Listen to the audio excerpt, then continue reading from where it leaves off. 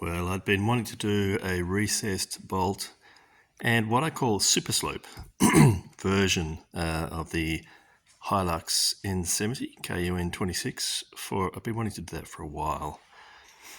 And because of the factory, what some people call horns or radiator support brackets, you generally end up with a 42-degree angle of attack on these vehicles. And it's pretty abrupt.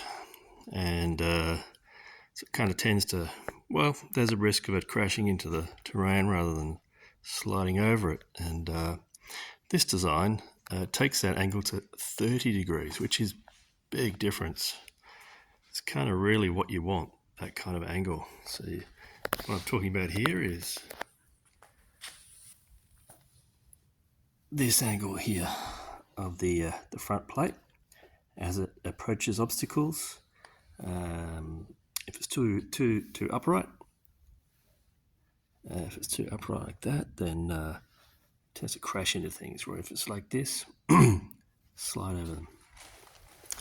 This one's for a diff drop. That's why it's got these cutouts. Yeah,